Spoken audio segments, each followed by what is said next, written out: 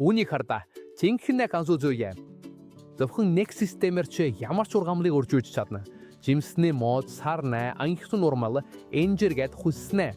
Хөрсгүй, хачин бүтээгдэхүүнгөө мөнгө өрөхгүйгээр.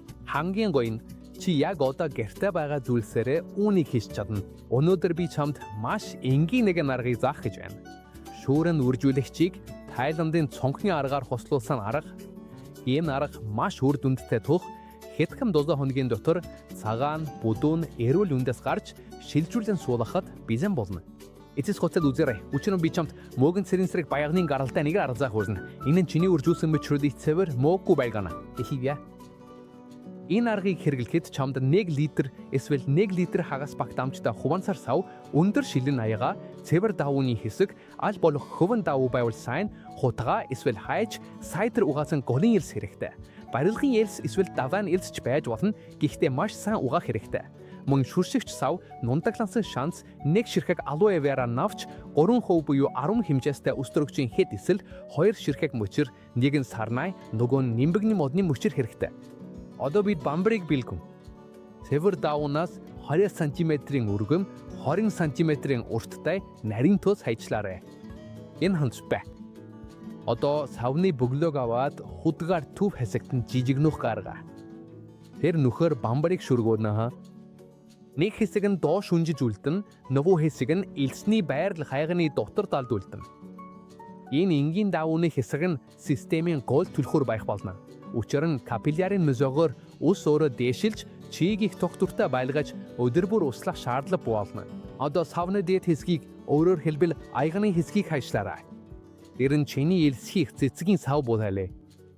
Аяагийг ширээн дээр тавиад дээр нь аягны хэсгийг байрлуул. Ингэснээр бөглөө нь аяганд орж үлдэнэ.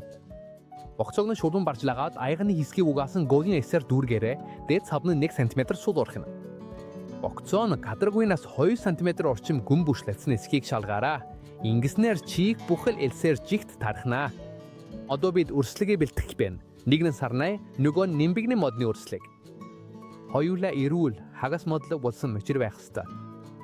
Күүдэр ашиглан уртааш 3 см орчим цонх гаргаж, хултсыг нь авч, камби хэсгийг зөөлөн хусаж цэвэр мод үлдээн. Зүссэн хэсэг дээр шууд байгалийн алоэ вера түрхнэ. Алоэ чийг шүүлж, хавдар гүйжүүлж, үндэс үсхийг эдэвчүүлдэг. Дараа нь яг тэр хэсэг дээр нунтарсан шанцай цацна. Шанцай нь байгалийн мөөгөнсрийн эсрэг үйлсэлгэ. Үндэслүүлэх мөчрүүдээ элсэн суулгаж, зүвсэн хэсгийг нь буулж, чихтэй сайн хүрэлцэж байгааг шалгаарай. Одоо уцалгаа хийх усаа бэлгье. 1 литр усанд 3% өстрөгчийн хэд эсэл буюу 10 хэмжээтэй нэг цайны халбагаа хийж маш сайн хутгана.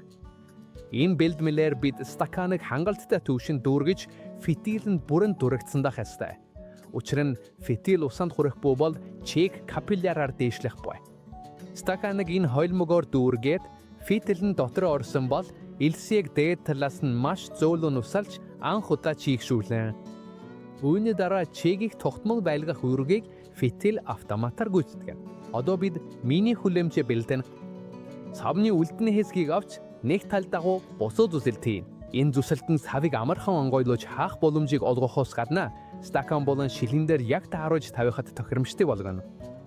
Бүх зүйл бэлэн болмогц энэ бэр хөлийг дээр нь тавьж үндэслүүлэх явцад чигийг өндөр түвшинд хадгалах миний хүлэмж үүсгэнэ. Одоо эцсийн иштрихэ хий. Бүх зүйлийг цэвэрхэн байлгахын тулд байгалийн гаралтай мөөгөнцийн эсрэг үржлэн сэргийлэх хуусмал бэлдэнэ. 1 литр усанд баг зэрэг нунтагласан шанцай нэмээд бүрэн усах хүртэл сайн худахна. Дараа нь энэ хольцыг нарийн давуу эсвэл кофений шүлтүүрээр шүүж, шүршигт саванд хийнэ. Эс бадан өрслөгүүдийг гулам хоног дортонд хөнгөж шүршинэ.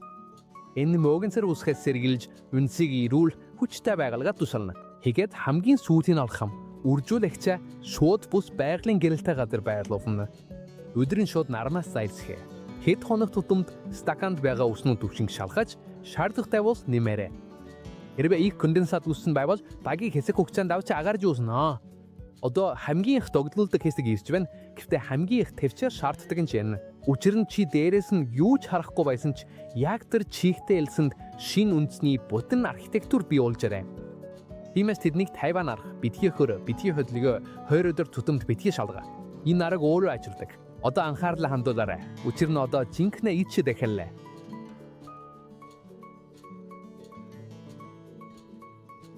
Үнийг хардаа. Үндснүүд цагаан, хатуу, бүдүүн, тогтмол чигшлээс болж маш сайн хөгжснөөр гарч ирж эхэлдэг. Чиний өрсөлдөг одоо зүгээр нэг мөвчээр биш. Харин биедан урах шинэ урамаал болсон байна. Энд Тайландын цонхны аргын жинхэнэ даваа тал гарч ирдэг. Урслагыг хэвтэй баярлал ажилуулснаар бид нэг ургамал биш, харин хэд хэдэн ургамал авдаг. Үндэслэсний дараа ийшийг янз бүрийн цэг дээр хувааж, бүрэн мөчр бүхий хэсэг бүрийг шинэ бие даасан ургамаас болгоно ашиглаж болно. Хэвтэй бус, уламжлалт босоо аргаар зүвхий нэг жимсний мод авах бол Тайландын аргаар яг ижил хугацаанд 2-3-аас ч олон ургамал авч болно. Энд лимоны мод сарнайтай жишээ харуулж байгаа шиг илүү их бүтээмж, илүү их үрдөнгийн ижил хөдөлмөрөөр гаргаж авчээ. Ингээд л чи дуртай ургамлуудаа байгаль дээштэй, хэмнэлттэй, энгийн аргаар өржүүлж авах боломжтой. Хэрвээ энэ арга чамд таалагдсан бол сувагт маань бүртгүүлээд хамгийн түрүүнд ямар ургамал үржүүлж гэж байгаа тухайг сэтгэгдэлд бичээрэй. Дараагийн бичлэгтэр уулзцгаая. Таны үслэгүүд эрүүл хүчтэй ургагай.